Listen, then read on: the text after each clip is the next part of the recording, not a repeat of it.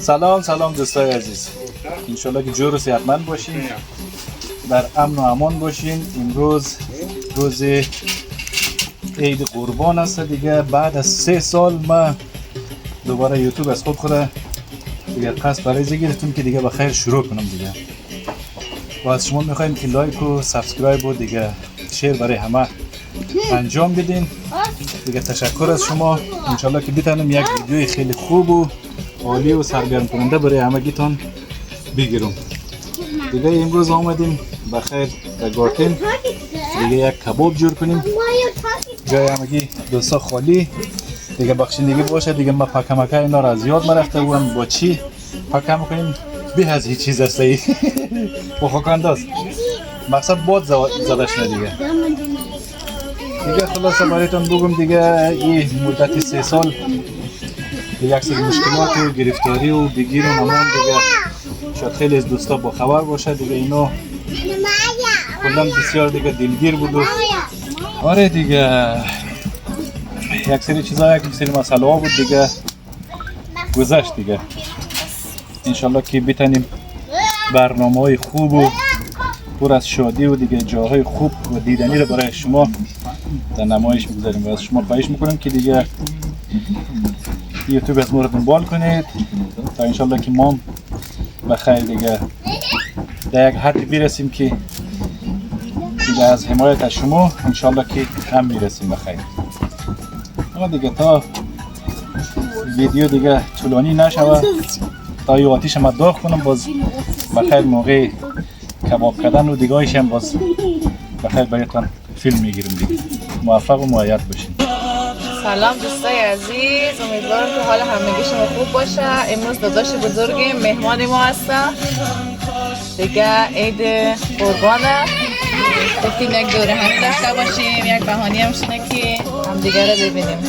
امیدوارم که درست کبابا رو در سیخ بزنم و لطفا ایراد نگیریم. خب دوستای عزیز، تایی که کم کم بخیر کباب آماده شونه، بریم یک لحظه بیرون گارتن ببینیم، فضای سبز ببینیم، باز بخیر دیگه باز میرسیم در کباب جور کردن.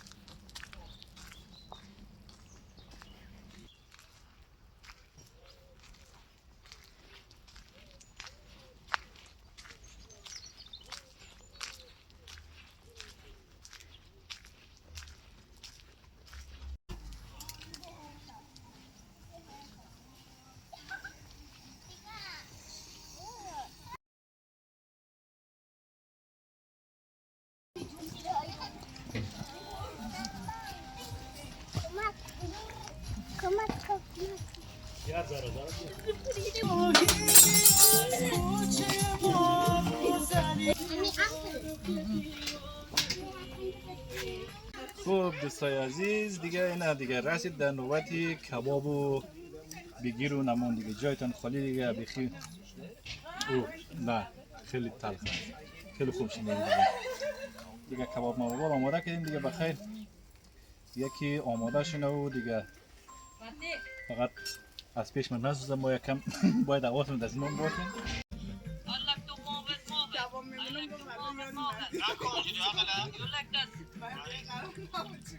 آره دیگه دوستای عزیز سعی کن برنج اینا که همه رو همونطور طبیعی فقط روی آتشی دیگه، رو همونطور روی آتش دیگه، نم گاز نکردم چیز دیگه، فقط اینه در روی زغال همونطور وطنی جور میکنیم دیگه. البته کبابا که همیشه روی زغال است ولی برنج منظور ماست دیگه.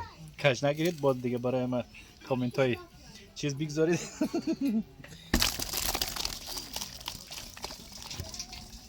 دوستای عزیز در نظر شما این نعناه یا که پونه؟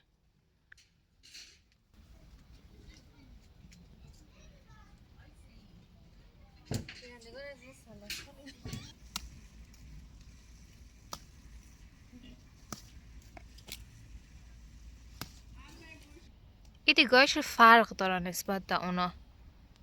ما که میگیم این نعناه.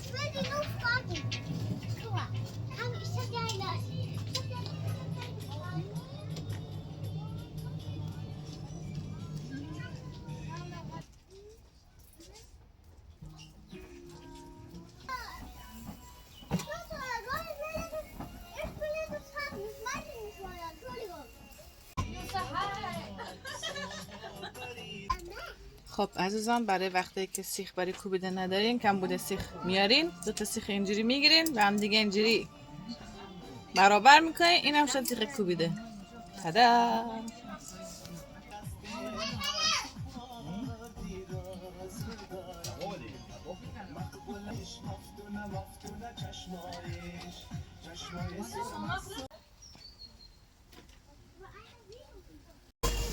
خب دیگه حالا رسید دیگه نوبت کباب کوبیده ها.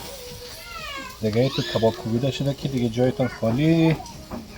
اما تو دیگه مزگی و آبدار دیگه. فقط اگر گفتین دوستای عزیز که اینجا چی کم است، مشکل اینجا چیز است. ما یک مشکل داریم که میخوام دیگه شما برای ما کامنت بزنید که مشکل از چی است. خب دیگه منتظر کامنت های شما هستیم که بتونیم سری بعد او مشکل حل کنیم. خب دیگه این کباب ملان آماده شد. کبابا رو دوستان عزیز اینه رقم سرش قبل سرتایش آزاد میکنیم که راحت از سیخ در هم نصف کردیم دیگه. نصف این طرف گذاشتیم جوجه، این طرف دیگه شدیم دیگه کوبیده ها رو گذاشتیم. بله دوستای عزیز دیگه میبینید که همه چی آماده شد. کبابا، برنجا دیگه همه چیز آماده شد دیگه. آماده صرف کردن است دیگه.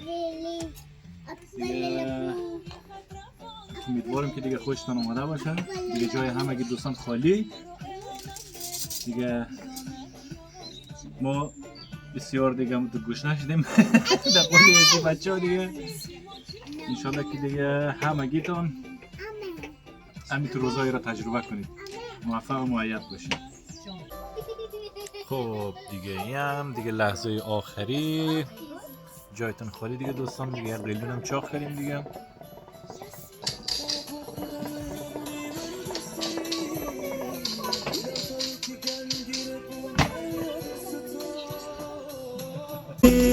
خب دوستای عزیز امیدوارم که از این ویدیو از این برنامه خوشتون آمده باشه دیگه. امروز یک روز خیلی خوب و عالی بود دیگه که تا ویدیوی بعدی حتما منتظر باشید. یک ویدیو بسیار خوب در نظر گرفتیم.